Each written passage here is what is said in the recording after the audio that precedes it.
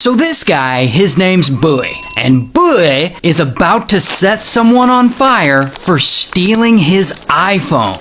So Bowie's 16, and he's not a very good kid. In fact, he's what you would call an unlicensed pharmacist. But one day, he's out selling unlicensed pharmaceuticals, and suddenly, bam, the deal goes bad, and somebody robs him, and the thief takes all his stuff. But most importantly, he takes his iPhone. And ultimately, Bowie is pissed off by this, and his ego is hurt. I mean, how could someone do this to him? Well, Bowie, he isn't gonna let this slide. He's determined to get revenge. But first, he needs to find the thief who did this. So he logs on to the Find My Phone app to see if he can trace the location of his iPhone that was taken. And instantly, kaboom, he traces his phone and he sees that it's in a neighborhood nearby. And he feels like he's located the house that it's in. Must be where the thief lives. Cool. Now he needs a crew. So he hits up two of his shadiest friends. This friend, Gavin, who's 16, and this other friend, Dylan, who's 14. And he tells them all about his revenge plot, and he asks them for their help in pulling it off. And so they agree.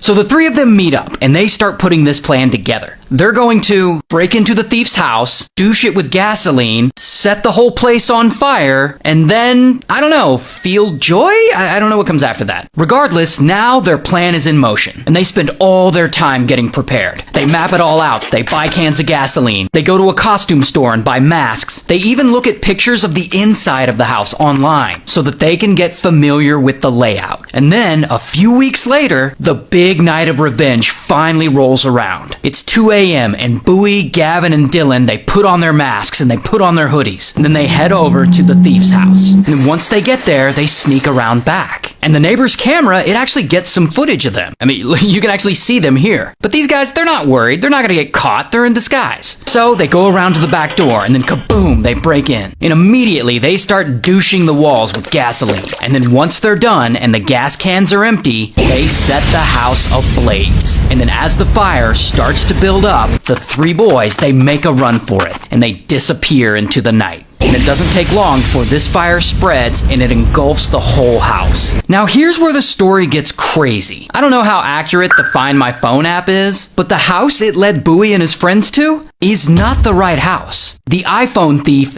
doesn't live there. 2 Senegalese families live there, 8 people, and they're all asleep during this. So then bam, suddenly the family wakes up, and the fire alarm is going off, and there's smoke everywhere, and there are babies crying. So one of the dads, he runs over to the bedroom door, and he opens it, and a massive wall of smoke comes in. So they can't leave that way. So then he runs over to the window, and he opens it, and he just straight up jumps out. And then his daughter jumps out, and he catches her, and then his wife jumps out. And as they're jumping out, they can hear the father from the other family inside trying to gather up his wife and kids so that he can get them out of the house. So the dad, who's outside, he runs around to the front door and he tries to punch in a key code and open the door for them so the other family can get out. But for some reason, this code isn't working. Meanwhile, a police officer, he happens to be patrolling in the area and he sees the fire from afar. And so bam, he rushes over to help and he gets to the house and he runs up to the front door where he sees the dad trying to punch in the key code. And the officer just says, "Fuck it," and pow, he kicks the door in. But sadly, all he sees is one of the family members lying there on the floor,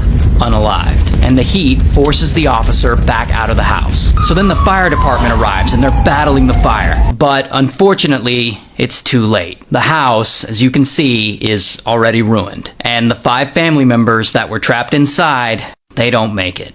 So then police, they investigate all this, and them and the surviving family members, they can't figure out who could have done something so violent. Like, they don't have any enemies that they know of. Meanwhile, Bowie, Dylan, and Gavin, they're all back at their homes, lying low, trying not to get caught. And no one around them suspects anything, so it seems like they just went ahead and got away with murder.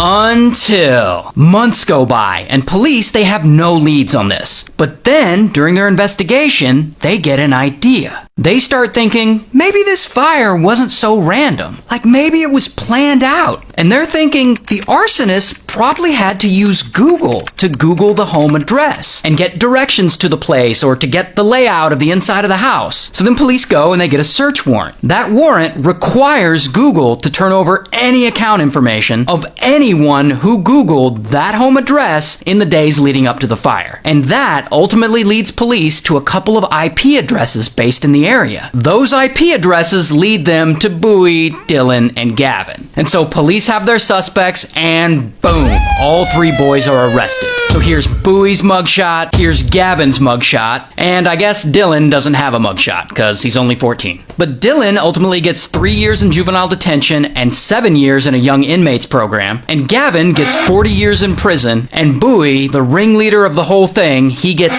60 years in prison. And as far as I know, they never figured out who actually stole his iPhone. Jesus, that's sad. I bet you like that video. Like, comment, share, and follow us for more videos. Thank you.